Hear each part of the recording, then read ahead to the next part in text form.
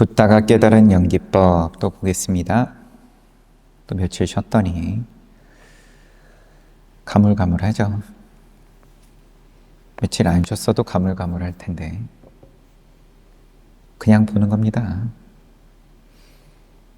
지금 보고 있는 건 12입처. 12입처에 대해서 뭐 기억나는 것만 보면 안이비설신의 이렇게 육근을 얘기하는 거랑 그냥 보통 우리 반야심경에 나오는 것처럼 안이비설신의 아니면 무색성량미촉법 이런 거는 다 입처를 얘기하는 거다. 그러면은 안근 이게 없다가 아니라 자아가 머무는 들어가 머무는 이라고 표현이 되어 있었죠. 그래가지고 입처다 번역을 한자로 하면, 그래서 이게 사실상 자아 상을 말한다. 상이 그러면은 형성이 되는 그 자리다.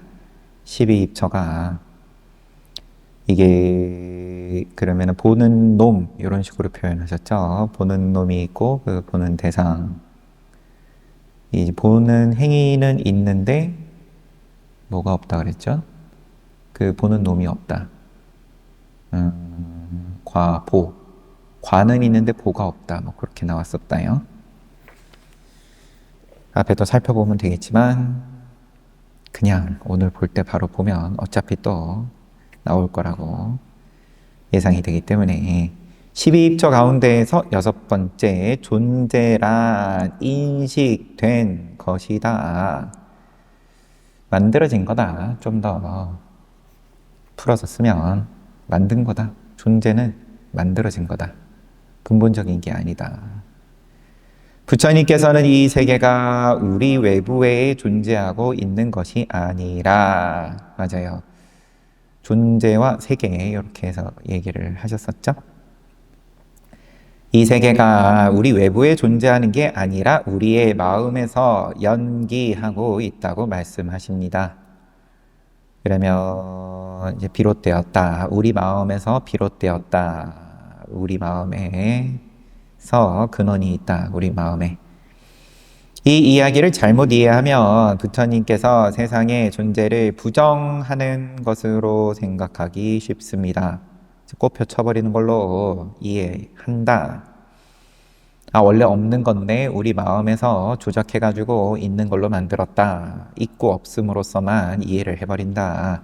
부처님께서는 세계의 존재를 부정하는 것이 아니라 있음이 아니다라고 해서 없음이라는 말이 아니라 우리와 세계의 관계를 바르게 이해하도록 하실 뿐입니다. 관계뿐이다 사실상. 외도들의 전변설, 적취설 이것도 앞에 다 보았던 것 같은데 또 생각이 안 나요. 객관적인 외부의 존재를 1차적이고 근원적으로 보는 사상입니다. 전제를 해버린다. 무조건 있는 걸로 우선 본 다음에 그 다음에 얘기한다. 그래서 우리를 이러한 객관적인 존재들의 일부라고 생각하고 자연 대상은 우리와 무관하게 존재하고 있다고 생각합니다. 우리를 객관적인 존재들 가운데 일부, 객관적인 존재, 나도 객관적인 존재, 저것도 객관적인 존재, 그 일부다. 서로 무관하다. 관계가 있다라는 걸 부정하지는 않겠지만 북극곰이 있고 내가 있고, 내가 종이빨대를 쓰면 북극곰이 좀 더 오래 산다. 뭐 이런 식의 연결을 주입을 시키죠. 관계를 얘기하는데 관계에 대해서 내가 와닿지가 않을 때에는 종이빨대를 안 쓰고 플라스틱 빨대를 써도 괜찮다. 대충.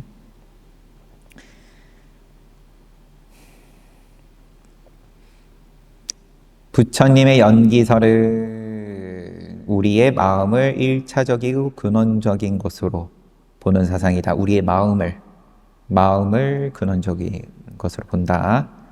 우리가 우리의 마음을 1차적이고 근원적인 것으로 보는 연기설의 입장에서는 자연세계를 존재하는 것으로 보지 않고 인식된 것으로 봅니다. 마음이 우선이고 마음에서 그럼 인식을 했다.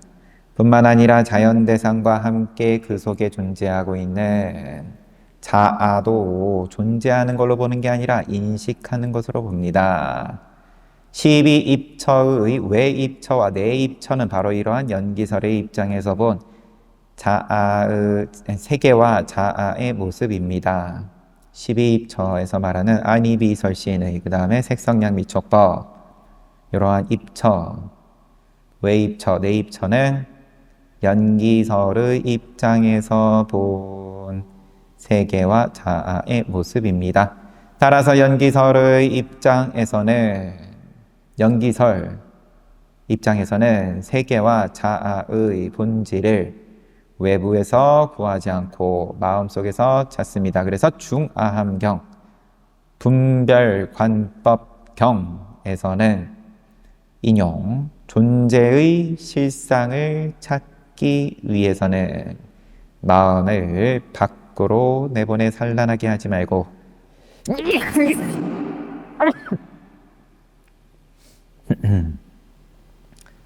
존재의 실상을 찾기 위해서는 마음을 밖으로 내보내 산란하게 하지 말고 안에 머물도록 하라고 이야기합니다. 안팎을 나눠서 이야기하는 것도 또 시비하려고 들면 얼마든지 하겠지만 우선은 존재, 그 다음에 세계, 자아, 또 세계 이렇게 구분을 하고 있으니까 안으로 돌리고 이제 1차 작업이겠죠. 그 다음에 안으로 돌렸는데 잘할 것도 없다. 이렇게 가려는 이제 순차적으로 밟아가는 단계로 보이는데 이게 한결 조금 접근이 쉬우니까요. 처음부터 무작정 자아 없다 얘기하는 것보다는 이제 바깥 대상에 대해서 이게 실체가 아니라 그냥 인식되는 것뿐이다. 이게 어느 정도 되고 나면 그 바깥에서 오는 괴로움이든 즐거움이든 이런 거에 대해서 조금 그래도 좀 자유로워지고 좀 덜 흔들리고 덜 휘둘리키고 그 다음에 자아에 대해서 역시나 마찬가지로 그저 그렇게 인식하는 거일 뿐이다. 이게 잘 될라나 싶어요. 근데 제가 똑바로 이해한 게 아닐 수도 있습니다. 연기설의 관점에서 보면 세계는 나에 의해 인식된 현상일 뿐입니다. 이런 소제목으로 나를 원천적으로 배제하는 나에게 원천적으로 인식이 될 수 없는 대상의 존재는 무의미한 것입니다. 다시 나를 원천적으로 배제하는 나에게 원천적으로 인식이 될 수 없는 대상의 존재는 무의미한 것입니다. 그렇죠. 저기 그러면은 요즘은 무슨 만환경이죠? 무슨 제임스 웹 만환경 맞죠? 그래서 우주를 들여다보고 하는데 그러면 여전히 못 보는 데가 있는 건데 이제 애초에 보이지도 않는 세상에 대해서는 의미가 없죠. 거기서 우주인이 있거나 없거나 어쨌든 지금 안 보이니까 보이지도 않고 만져지지도 않고 생각되지도 않는 것은 없는 것이나 마찬가지입니다. 잡아함경 3.1.9에서 일체는 12입처다 라고 하시면서 일체는 12입처다. 그 밖에 다른 일체를 세우는 것은 경계가 아니기 때문에 무의미하다고 말씀하신 것은 이러한 의미를 표현한 것입니다. 외도들이 논쟁하고 있던 문제에 대하여 부처님께서 침묵하신 것은 외도들이 외부의 세계에 우리의 인식과는 상관없이 존재하는 것이 있다는 신념에서 그러한 문제로 다투고 있었기 때문에 맞다 틀리다. 보이지 않는데 그럼 외계인이 있냐 없냐. 그들이 거론하고 있는 세계나 영혼 같은 것들이 가상적이고 허구적인 존재라는 것을 비판하기 위해서인 것입니다. 불교의 중도는 이러한 허구적이고 모순된 입장을 떠나 각자 자신의 마음으로 시선을 돌려서 존재의 실상을 찾는 입장입니다. 입장이라는 말씀 쓰시는 거 좋아하시네요. 큰 스님도 그러시는데 저도 많이 따라하죠. 그래서 들은 게 그렇다 보니까 이러한 중도의 입장에서 보면 대상을 인식하는, 입장이란 이 말이 좀 빠지지만 책하고는 상관없이 입장이라는 표현을 쓴다라는 건 그만큼 내가 좀 거리를 두는 거예요. 느낌이 지금 보니까 내가 그게 맞다고 주장한다. 민주주의가 내가 맞다고 주장하는 입장, 공산주의가 맞다라고 주장하는 입장, 자본주의, 사회주의가 맞다. 그 안에 들어가서 얘기하는 게 아니라 그냥 그 밖에서 다 얘기를 하는 그런 자세죠. 기본적으로 입장 표현이. 이러한 중도의 입장에서 보면 대상을 인식하는 우리의 마음을 배제한 채 거론되고 있는 존재에 대한 모든 판단은 허망한 말장난에 지나지 않습니다. 하지만 재밌으니까 외계인이 분명히 있냐 없냐 확률로도 따지고 우주의 넓이가 뭐 어떠하고 아니면 감정의 호소도 하죠. 이 넓은 공간에 우리밖에 없다라는 건 참으로 뭐 슬프다든지 뭐 서글프다든지 등등 재밌으니까 가지가지로 영화도 계속 나오고 말장난이지만 말장난만큼 재미있는 게 없죠. 부처님께서 그런 존재의 유무를 문제 삼아 논쟁하는 것에 대하여 침묵하고 중도를 말씀하시는 까닭이 여기에 있습니다. 자꾸 여기에 있다 그러는데 제가 어디서부터 놓쳤는지 모르겠지만 자꾸 여기에 있다 그러세요. 다시 앞에 조금 더듬으면 존재랑 인식되는 거다 이런 말씀하시고 12입처라는 게 인식되는 모든 것이다.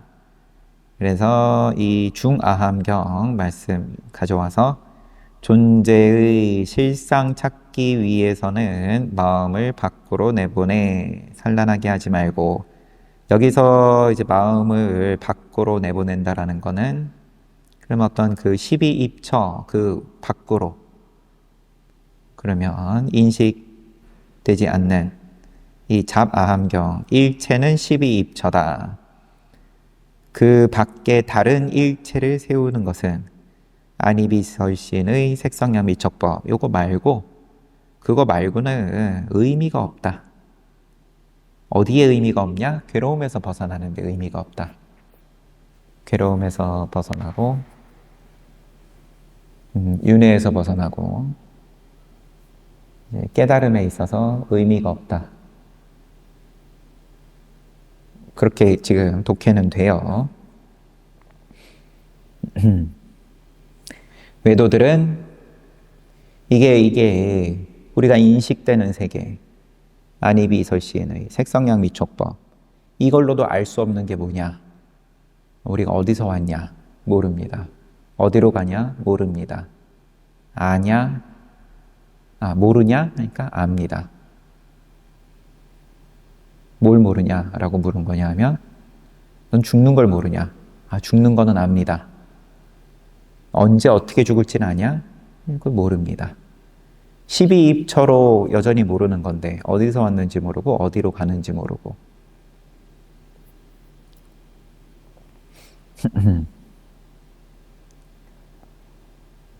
그거 가지고 이제 모르니까 여러 가지 뭐 사상이 됐든 뭐 각종 예술, 문화, 그 모르는 부분을 메꾸는 데의 즐거움으로 이렇게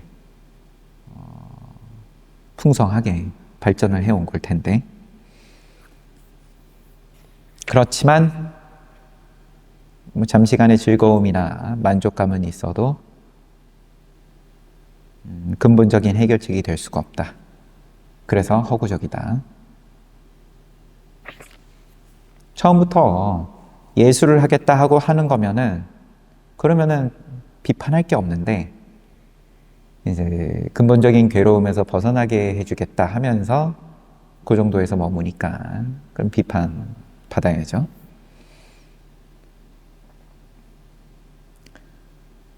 이렇게 생각할 때 다시 돌아와서 이렇게 생각할 때 불교의 연기설을 존재론적으로 이야기하면 관념론도 아니고 실제론도 아니고 유심론도 아니고 유물론도 아니고 일원론도 아니고 다원론도 아닙니다. 왜냐하면 관념론이든 실제론, 유심론, 유물론, 일원론, 다원론 모두가 우리의 인식과는 상관없이 어떤 사물이 실체로서 존재하고 있다는 가정 아래서 나온 것들입니다. 흔히들 불교를 관념론 또는 유심론으로 생각하는데 불교는 원천적으로 모든 존재의 실체성을 인정하지 않기 때문에 무아라는 얘기를 이런 식으로 표현한 거죠. 어떤 사물이 실체로서 존재하고 있다는 가정 아래 염라대왕이 있다. 죽으면 만나가지고 견적받아야 된다. 뭐가 됐든 이런 실체로서 존재하고 있다는 가정 아래 나온 이들 사상과는 본질적으로 다른 것입니다. 부처님께서 이렇게 모든 존재론적 입장을 배척한다고 해서 존재의 문제를 포기하는 것은 아닙니다. 부처님께서 단지 존재의 문제를 새로운 차원으로 전환시키고 있을 뿐입니다. 잡아함경 37 인용. 나는 세상 사람들과 다투지 않는다. 세상 사람들이 나와 다툴 뿐이다. 세간에 지혜 있는 사람이 있다고 하는 것은 나도 있다고 말한다. 나는 다투지 않는다. 세간에 지혜 있는 사람들이 있다고 하는 건 나도 있다고 한다. 비구들이여 색, 수, 상, 행, 식, 오는 무상하고 괴롭고 무아이다. 변해가는 것으로 있다고 지혜 있는 사람은 말하며 나도 역시 그렇게 말한다. 세간에 지혜 있는 사람이 여기서 세간에 지혜 있는 사람은 사실 깨달은 사람이에요. 보니까 무상고 무아를 이제 무상고 무아에 대해서 얘기를 하는 것에 대해서 나 긍정한다. 세간에 지혜 있는 사람이 없다고 말하는 것은 나도 역시 없다고 말한다. 색수상행식은 항상 존재하며 변함없이 머무는 것이다 라고 한다면 지혜 있는 사람은 그러한 오오는 없다라고 말한다. 나도 역시 변하지 않고 항상 존재하는 오오는 없다고 말한다. 중략하고 비구들이여 세간과 세간법이 있다는 것을 나도 역시 스스로 알고 스스로 깨달아 다른 사람을 위해 설하고 보여준다. 나의 이러한 입장을 세간에 눈 없는 장님들이 알지 못하고 보지 못할 뿐이다. 나의 허물이 아니다. 색수상 행식은 무상하고 괴로움이며 변해가는 것이다. 이것이 세간이고 세간법이다. 세간법, 이제 모양이 있는 법. 모양이 있는 법은 무상하고 또 괴로움이고 변해간다.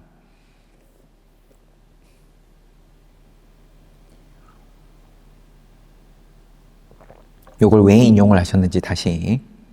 잡아함경인데 존재론적 입장을 배척하지만 존재의 문제를 포기하지 않고 존재의 문제를 새로운 차원으로 전환시키고 있다고 하면서 요걸 인용하신 거예요.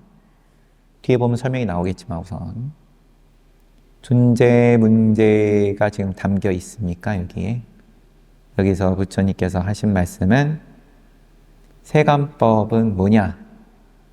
이제 무상고 무하다. 그 말씀이죠. 무상고 무하가 아닌 세간법은 없다. 세간법이라는 게 존재로 그런 말을 바꿔서 모양 있는 거는 다 무상고 무하다. 여기 차원을 바꿔서 하신 말씀인가요? 뭘 차원을 바꾸신 거라고 하는지. 부처님께서 세상 사람들과 다투지 않는다고 말씀하시는 것은 부처님도 세상의 존재를 부정하지 않는다는 말씀입니다. 세간은 긍정한다. 모양법을 긍정한다. 부처님도 있는 것은 있다 하시고 없는 것은 없다 하신다. 그런데 우리는 무엇이 있는가 없는가를 문제 삼는다. 영혼은 있느냐 없느냐, 우주인은 있느냐 없느냐, 복은 있냐 없냐, 공덕 있냐 없냐. 요즘 뭘 궁금해하죠? 뭐가 있냐 없냐를 궁금해하죠?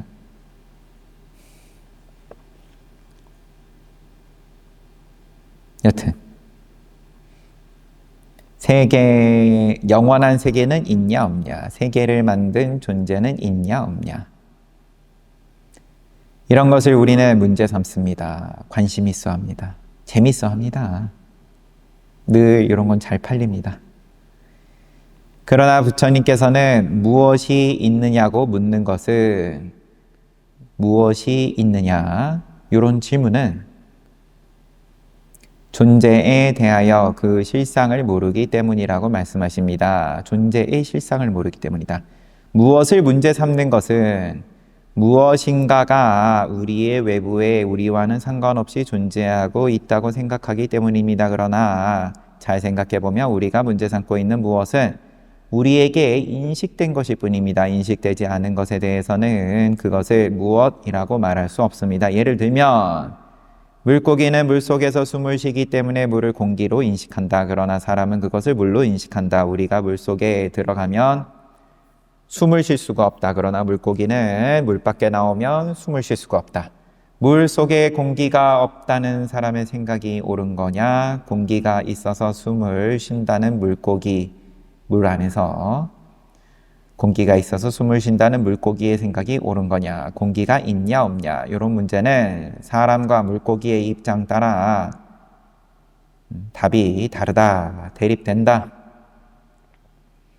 우리가 이렇게 무엇이 있느냐고 물을 때 그것을 인식하는 사람에 따라서 각기 다른 견해가 대립하게 된다. 왜냐하면 모든 존재는 우리에게 인식된 것으로만 존재하기 때문입니다. 절대적으로 무엇이라고 있을 게 없다. 다 늘 상대적인 거다. 그런 차원의 말씀이에요. 그럼 어차피 무엇을 이야기를 하면 무조건 싸운다. 의견이 다를 수밖에 없다. 늘 그렇게 해서 싸우죠. 늘 뭘로 싸우죠? 최근에는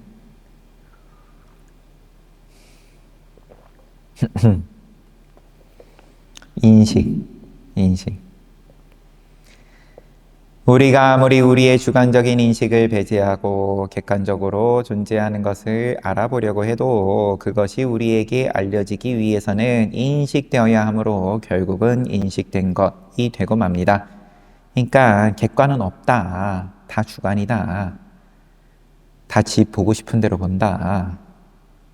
과학에서 아무리 객관적인 자연을 연구한다 하더라도 자연은 결국 인간에게 인식된 자연일 뿐입니다. 따라서 우리가 존재의 문제를 다룰 때 항상 인식의 문제와 함께 다뤄야 합니다. 원효대사 해골물 이야기하세요. 원효대사는 썩은 물 마시고 이걸 깨달았습니다. 원효대사는 또 설명을 좀 해주십니다. 넘어갈게요. 바가지 속 물 마셨는데 물맛이 너무 좋았다가 다음날 깨보니까 해골바가지였다. 구더기가 득실득실. 갑자기 역겨워지면서 구역질. 그때 깨달았다. 마음 따라 일어났다. 마음 따라 사라진다. 내가 구해야 할 깨달음은 마음속에 있지 당나라에 있는 게 아니다 하면서 생각을 바꿨다. 우리는 이 이야기를 단지 더럽고 깨끗한 것이 마음에 따라 다르게 느껴진다는 것을 의미한다고 생각하기 쉽다. 보통 그렇게 인용되죠. 그러나 원효대사가 깨달은 것은 단순히 더럽고 깨끗하다는 감정적인 판단이 우리의 마음에 의해 좌우된다는 사실이 아닙니다. 원효대사는 모든 존재는 우리의 마음에 인식된 것일 뿐이라는 존재의 실상을 깨달았던 것입니다. 마음 먹은 대로 달콤했다가 또 썩은 물이었다가 역겨웠다가 감정 따라서 왔다 갔다 하는 걸 얘기하는 게 아니다. 여기서 원효대사가 깨달은 걸 얘기하는 것은 모든 존재가 곧 인식이다. 원효대사가 목이 말라 물 마실 때 분명히 깨끗하고 맛있는 물이 있었다. 그런데 아침에 보니 구역질 나는 물이었다.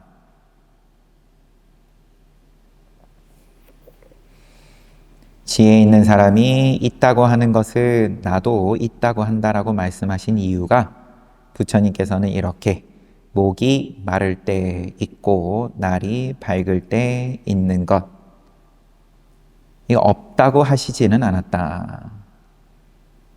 목이 마를 때 달콤한 물이 있고 날이 밝았을 때는 썩은 물이 있고 이거를 없다고 하지 않으셨다. 지혜 있는 사람이 있다고 하는 건 나도 있다고 한다라고 말씀하셨다. 그러나 무덤 속에서는 본래부터 더럽고 구역질 나는 물이 있었다는 생각에는 반대합니다. 무슨 말이죠? 무덤 속에는 본래부터 더럽고 구역질 나는 물이 있었다는 생각에는 반대합니다. 해골바가지의 물 속에는 구더기가 살고 있었다.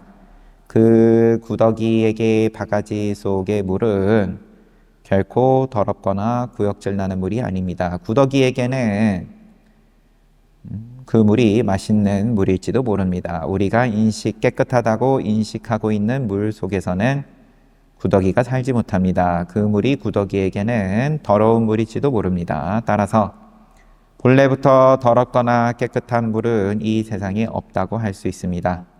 절대적으로, 객관적으로 할 만한 깨끗한 물은 없다. 각자 입장 차이다. 그래서 부처님께서는 본래부터 깨끗하거나 더러운 물은 존재하지 않는다는 의미에서 지혜 있는 사람이 없다고 하는 것은 나도 없다고 한다라고 말씀하신 것입니다. 뭐가 있고 뭐가 없고 이런 말씀을 하신 게 아니라 그냥 지혜 있는 사람이 있다고 하면 있고 지혜 있는 사람이 없다고 하면 없고. 여튼 부처님께서는 이렇게 무엇이 있느냐 없느냐의 문제는 잘못된 것임을 밝히고 있습니다. 애초에 객관으로서 무언가를 얘기하려고 드는 것 자체가 안 맞다.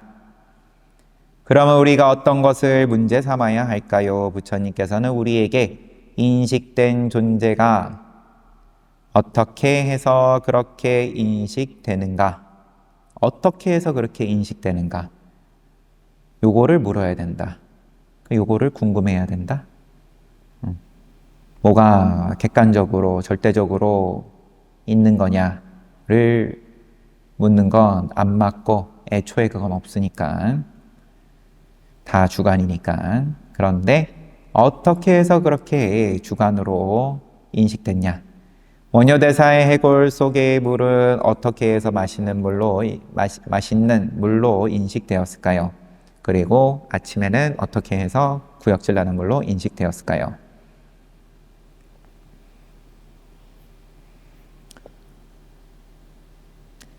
우리는 경험을 통해서 삶에 도움이 되는 것은 깨끗하고 좋다고 생각합니다. 이 생각을 지닌 채 이 생각에 상응하는 것을 깨끗하다고 말합니다. 원효대사가 목이 마를 때는 목마름을 해결해 주었기 때문에 그 물이 깨끗하고 좋다고 생각하는 것에 상응했습니다. 그런데 아침에는 자신이 더럽다고 생각하고 있는 생각에 상응하는 물이었습니다. 그래서 더러운 물로 인식했다. 이렇게 우리에게 인식되는 모든 존재는 우리의 삶과 관계해서 우리에게 인식된 겁니다. 우리의 삶과 관계해서. 그러니까 뭐가 이익이냐 손해냐. 따라서 부처님께서는 무작정 무엇이 존재하는가를 묻지 말고 그것이 우리의 마음속에 어떻게 해서 존재하는 것으로 인식되었는지를 물어야 한다고 말씀하시는 겁니다. 존재의 문제를 무엇이라고 할 게 아니라 어떻게라고 물어야 할 문제입니다. 무엇에서 어떻게라는 새로운 차원으로 전환하신 거다. 이 말을 굉장히 길게 말씀하셨는데 존재는 인식된 거다. 12입처를 지금 보는 중입니다. 12입처를 보는 가운데 이거는 이제 보고 나서 한 번 더 정리를 해야 될 것 같긴 한데 12입처 우선은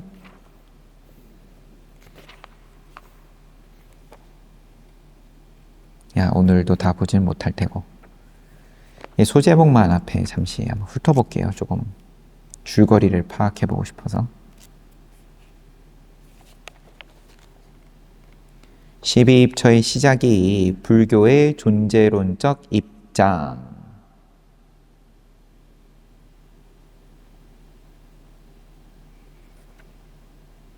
소제목들만 좀 보면 눈앞의 세계의 실상을 깨달으면 이 세계가 그대로 열반의 세계다.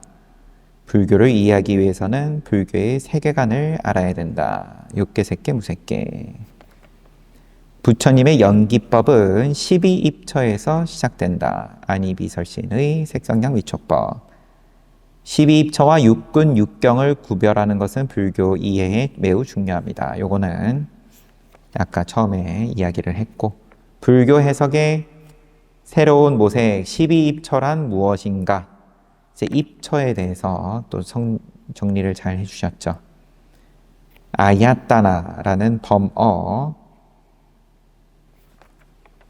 들어가다 머물다 이런 뜻이 있어가지고 또 입처라고 요 아야따나라는 말이 사용되는 부분이 무색계 사선정처 그래서 공처, 식처, 무소유처, 비유상, 비무상처 요런 데서도 요 아야따나라고 쓴다.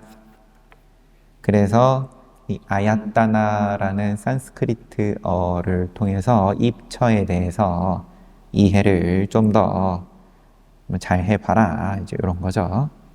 머무는 자리다. 자아가 머무는 자리다. 자아와 세계의 근원 12입처. 12입처는 세계와 자아를 분별하는 중생들의 허망한 분별심을 의미합니다. 이거를 맞아요. 여기 우파니샤드에 나오는 내용을 아야따나를 우파니샤드를 인용을 하면서 말씀을 하시고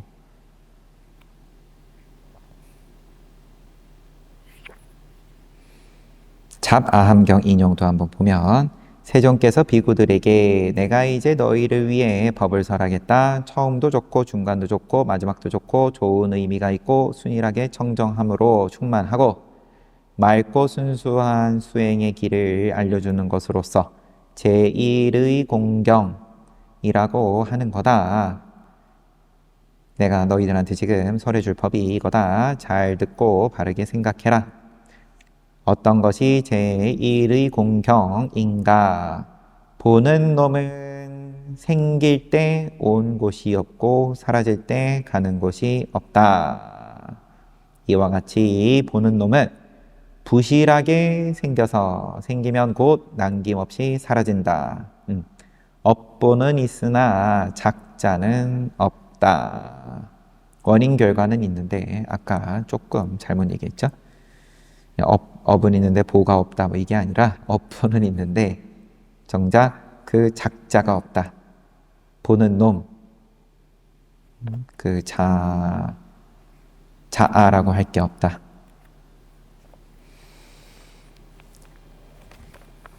부처님께서는 업보는 인정했지만 업을 지어서 그 결과를 받는 자아를 인정하지 않았으며 이것이 불교의 무화 사상입니다. 그 다음에 욕탐과 욕탐의 지멸. 12입처는 중생들의 허망한 분별심입니다. 보는 자, 보는 놈이라고 할 게 없다.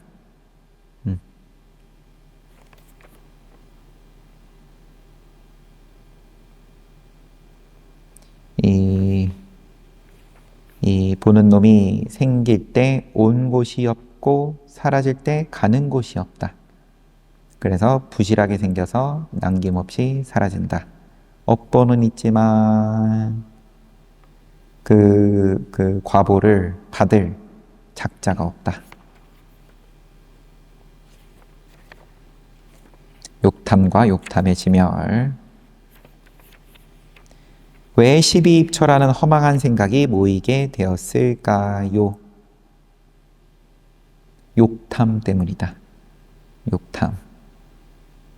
12입처가 모여 있도록 묶고 있는 것을 욕탐이라고 한다. 이제 응집시키는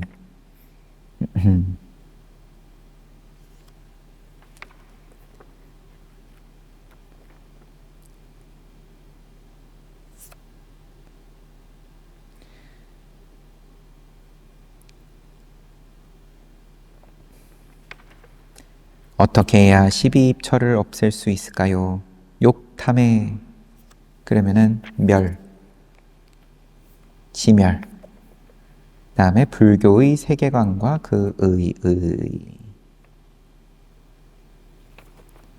우리는 이미 주어진 세계에 갇혀 사는 것이 아니라 세계를 우리의 마음으로 만들면서 살고 있습니다. 이 연기법이다. 존재란 인식된 것이다. 이제 오늘 본 부분인데 여기서부터는 연기설의 관점에서 보면 세계는 나에 의해 인식된 현상일 뿐이다. 7번째, 존재와 법. 부처님께서는 존재의 문제를 무엇이 존재하는가의 문제에서 어떻게 존재로 인식되는가의 문제로 전환했다. 이게 앞에서 쭉 한 거고, 앞서 살펴본 나는 세간과 다투지 않는다고 하신 잡아함경 37을 중심으로 어떻게 문제가 구체적으로 어떤 것인지 살펴봅시다. 부처님께서는 세간의 지혜에 있는 사람들이 있다고 하는 것은 나도 있다고 말한다고 하셨다. 그렇다면 우리가 있다고 말하는 것은 어떤 것일까? 우리는 눈, 귀, 코, 혀, 몸 등으로 보아서 보이거나 만져지면 밖에 눈이나 귀를 통해서 지각되는 것이 있다고 말합니다. 그와 동시에 안에는 외부의 대상을 지각하는 눈, 귀, 코, 혀, 몸 등도 또한 있다고 말합니다. 이렇게 지각하는 놈과 지각되는 것을 색이라고 합니다. 지각하는 놈 또 지각되는 것, 이게 다 색이다. 세상에는 이런 것만 있는 것이 아닙니다. 우리는 꽃을 보면 아름답게 느끼고 쓰레기를 보면 더럽게 느낍니다. 이렇게 느끼게 되면 밖에 아름답고 더럽게 느껴지는 것이 있다고 말합니다. 그리고 우리 안에는 아름다움과 더러움을 느끼는 놈이 있다고 말합니다. 이렇게 느끼는 놈과 느껴지는 것을 수라고 합니다. 느낌. 우리는 어떤 것을 많다고 생각하거나 적다고 생각하고 크다, 작다, 같다, 다르다 이런 생각들을 한다. 여기에 대해서는 또 생각하는 놈, 생각되는 것, 상, 색, 수, 상. 그 다음에 우리는 어떤 것을 하고 싶어 합니다. 밖에 하고 싶은 것이 있다고 말합니다. 행을 그냥 이렇게 봐도 될란지 여튼 쌍카라, 행이에요. 쌍카라. 우리 안에 이런 것들을 하고 싶어하는 놈이 있다. 그래서 하고 싶어하는 놈, 하고 싶은 것, 행이다. 또 색, 수, 상, 행, 그 다음에 식.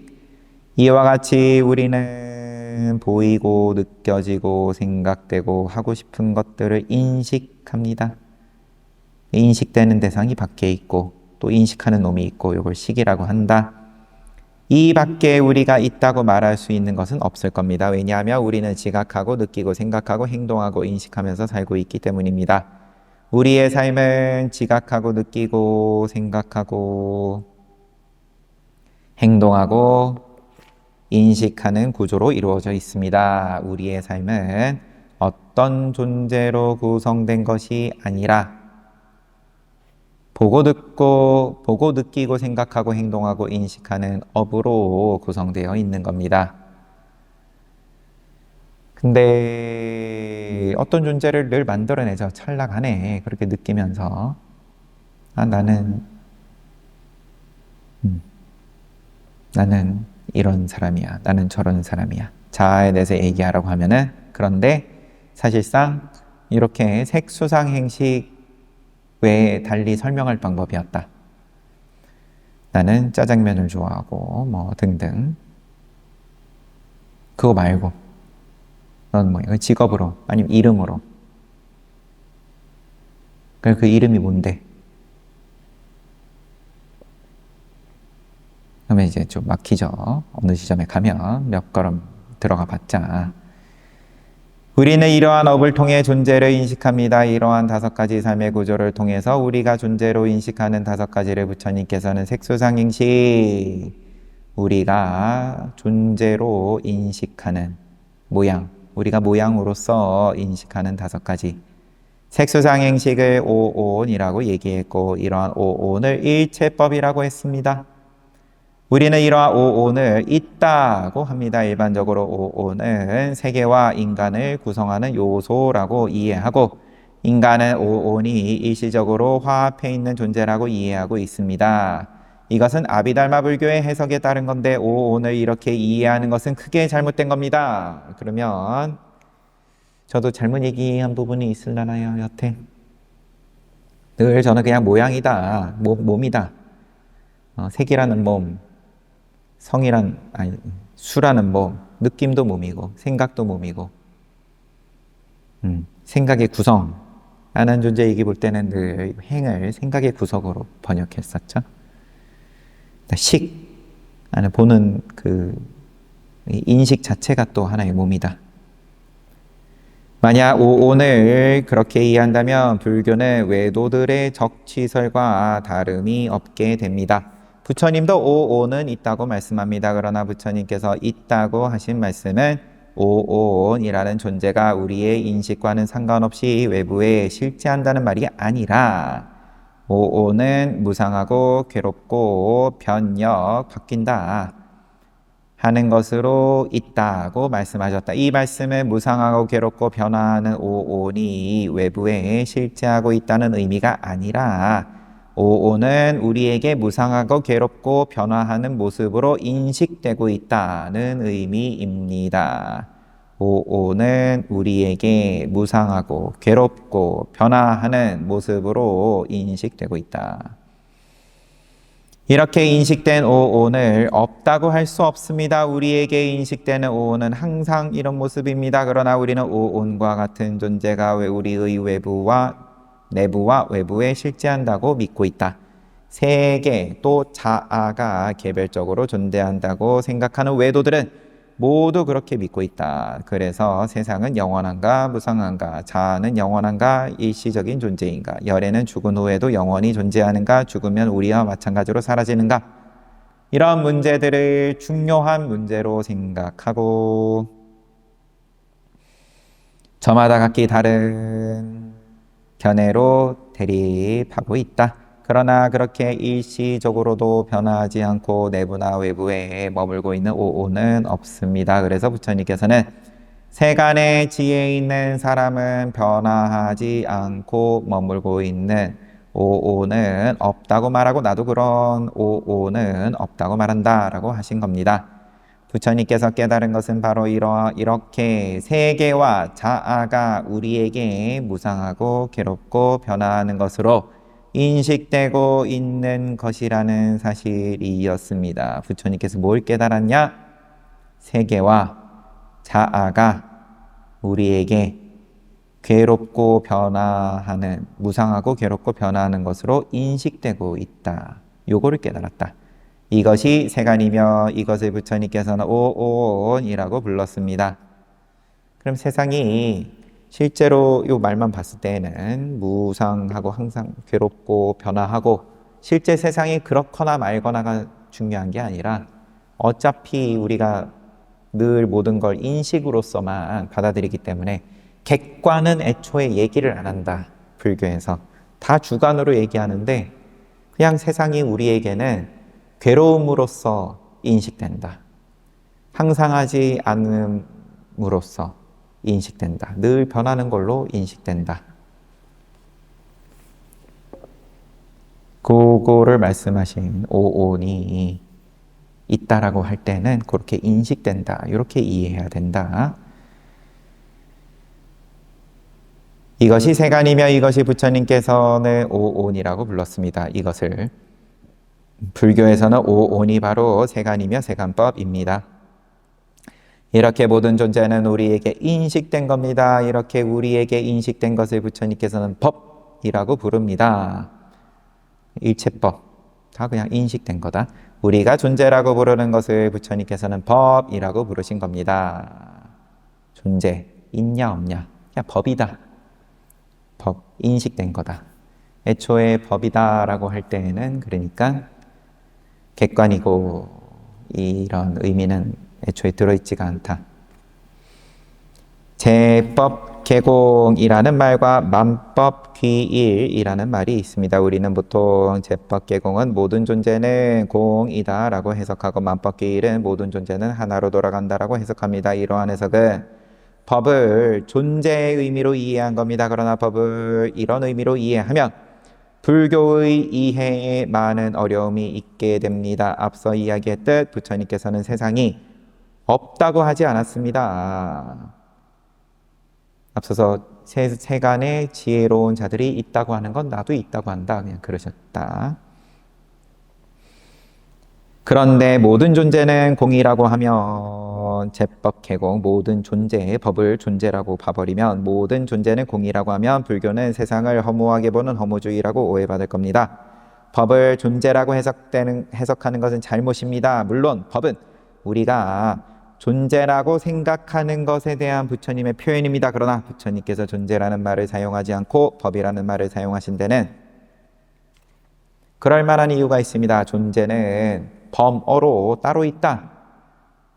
발음을 바와 틀릴 수도 있습니다. 그리고 법은 범어로 다름하잖아요. 다름하. 존재를 의미하는 바와라는 말이 있는데 부처님께서 이 말을 사용하지 않고 다름하라는 말을 사용하신 까닭은 무엇일까요? 존재라는 말은 우리와는 상관없이 외부의 즉 시공간 속에 독자적으로 있는 것을 의미합니다. 그런데 연기법에 의해서 본다면 우리와 상관없이 외부에 존재하는 것은 인정할 수 없습니다. 따라서 부처님께서는 존재라는 말을 사용하지 않으셨다. 그렇다면 왜 있는 것을 다르마라는 말로 표현했을까요? 다르마라는 말은 법칙, 진리가 본래의 의미인데 인도의 여러 사상가들은 이 말을 각기 특수한 의미로 사용했기 때문에 그 의미가 매우 많습니다. 사상가들이 각자 이 단어를 썼는데 의미들이 다 조금씩 다르다.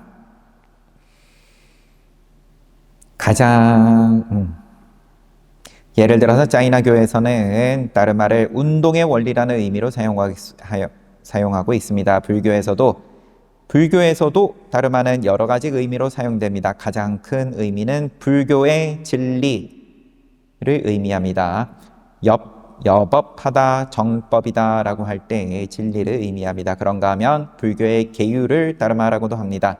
부처님 법대로 살아가자 불법에 어긋난다 라고 할 때 법은 계율을 의미합니다. 마지막으로 어떤 사물이나 사실을 의미하는 말로 사용되기도 합니다. 12입처, 18개, 5온, 4대 등을 모두 법이라고 하는 것은 어떤 사물 내지는 사실 모두 법이라고 하는 것은 이런 의미입니다.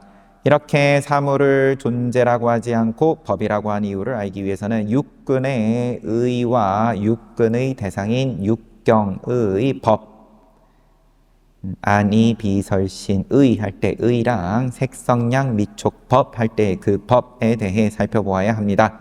왜냐하면 법은 의의 대상으로 이야기되기 때문입니다. 즉 법이라는 말은 1차적으로 의의 대상이라는 의미를 갖습니다. 생각으로 미치는 모든 게 법이다.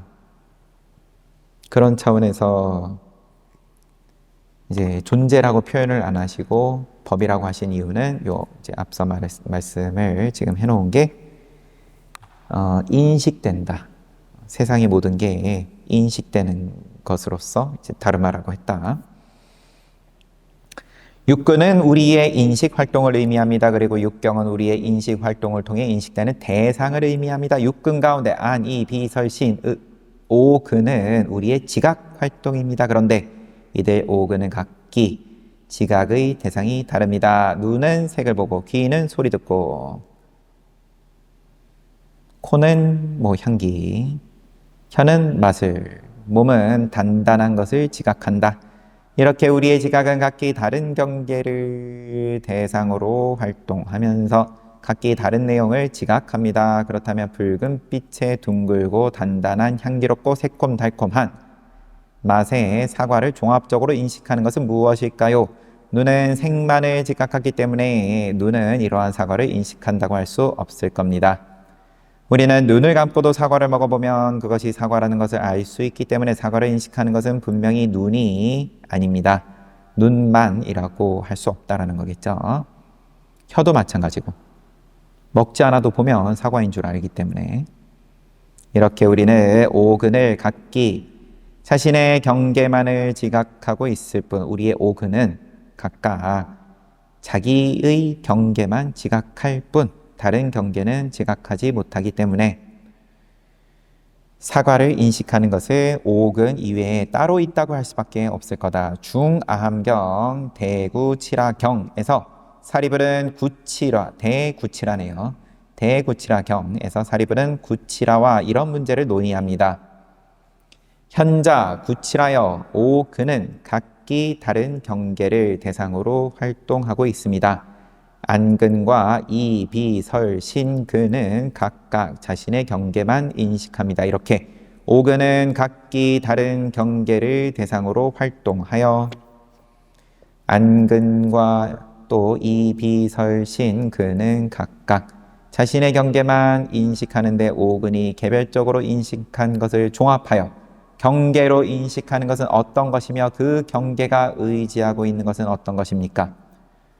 구치라가 대답했다. 오근이 개별적으로 인식한 내용을 종합하여 경계로 인식하는 것은 의이며 그 경계가 의지하고 있는 것은 그 경계, 의의 경계인 이제 법이죠. 법이 의지하고 있는 것은 또 의입니다. 이렇게 인용을 하시고 사리불이 눈으로 본 색과 귀로 들은 소리와 코로 맡은 향기 등을 종합하여 하나로 통일시켜 인식하는 것은 무엇인지 묻자 구치라는 그것이 바로 의근이라고 대답하고 있습니다. 이 경은 매우 중요한 내용을 담고 있습니다. 아함경에 유깁처에 대한 설법은 많지만 육근의 문제를 다루는 경은 많지 않습니다. 그런가 봐요. 그런데 이 경에서는 육근을 매우 구체적으로 거론하고 있을 뿐 아니라 육근과 육경의 관계를 보여주고 있고 또 의와 법의 의미를 알아볼 수 있는 근거를 마련해주고 있습니다. 이 경의 마지막에 오근이 개별적으로 인식한 내용을 종합하여 대상으로 취하고 있는 것이 의근이고 그렇게 종합된 내용으로서의 법이 의지하고 있는 것이 의근이라고 하는 말은 육근과 육경의 관계가 어떤 것이며 의와 법이 어떤 것인지를 알려주는 매우 의미심장한 말입니다. 우리가 이 경에서 이런 점에 주목한다면 부처님께서 있는 것을 존재라고 하지 않고 법이라고 하신 이유를 알 수 있습니다. 의지한다. 경계, 즉 법이 의지하고 있는 것이 의다. 법으로 인식하는 것이 의다.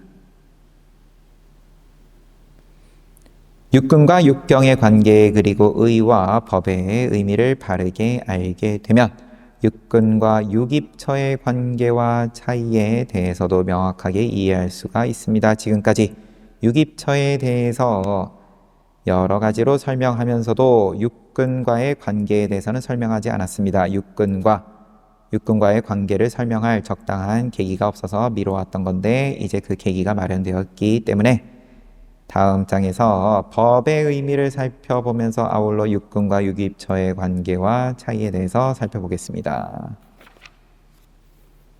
하면서 법이란 무엇인가? 여기까지 한참에 봐야 될 것 같은데 근데 오늘은 여기까지만 볼게요.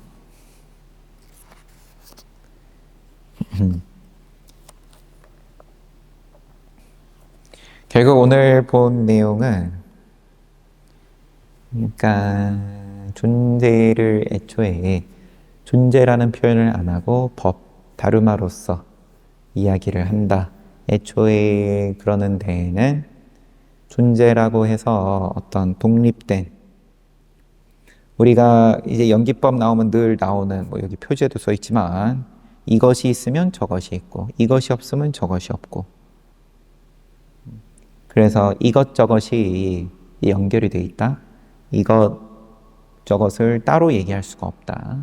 그럼 나와 세계, 내가 있고 너가 있고 주관 객관이다. 객관 자체를 지금 부수는 작업인 거죠. 인정을 하지 않는. 뭐 부처님께서 작업을 한 게 아니라 지금 이 책을 쓰신 분께서 애초에 불교의 세계관은 객관을 논하지 않는다. 세상을 바라보는 방식이 인식된 것을 언제나 바닥에 깔고 있다.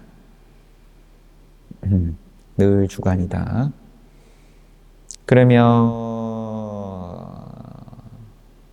이게 공동체 생활을 하는 데 있어서 함께 대중생활이고 그러면은 규칙은 필요한 거고 너의 주관과 나의 주관 그 주관이랑은 상관없이 우리는 빨간불에는 차를 멈추고 초록불에는 그러면은 통행을 하고 이런 규칙을 정해놓고 사정은 그럼 나의 주관으로는 나는 빨간불이어도 가야 되고 상대방도 마찬가지고 이런 주관인데 늘 주관인데 그러면은 이게 조금 그거 어떻게 주관인 가운데서 세상을 다 주관으로 본다. 그러니까 내가 인식한 거다. 나하고 떨어져서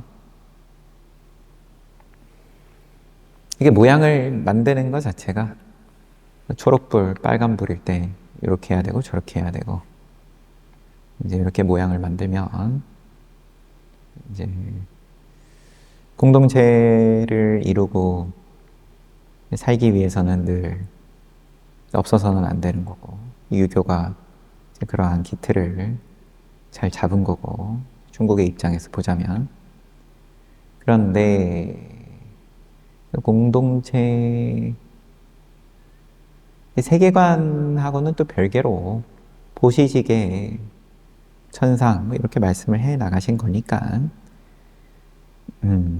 계율을 어떻게 계율 다 말씀하신 거니까 대중생활을 어떻게 해야 될지 공동체가 유지되게끔 하기 위한 규칙들을 다 정하신 건데 이 세계관하고 여튼 어떻게 지금 연결이 되는지 뭐 보다 보면 나오겠죠. 여튼 주관이기 때문에 더 잘 지켜야 된다. 뭐 이런 거죠. 너와 나가 나는 나눠진 다음에 나의 이익을 위해서 너가 손해를 봐라. 이게 안 통한다는 거잖아요. 주관 객관이 없고 나도 나고 너도 나니까 너의 손해가 곧 나의 손해다. 너 나가 없는 상황에서 너 나가 벌어진 다음에 이제 계율을 얘기하고, 야, 우리가 다 같이 잘 살려면은 이렇게 이렇게 해야 돼. 근데 아예 그 너 나가 벌어지기 전이니까 이제 너 나의 구분이 없는 상황이니까 공동체라는 말이 붙을 수도 없네요. 너 나가 있고 나서 공동체니까. 뭐 그래요. 여튼 오늘도 잘 봤습니다.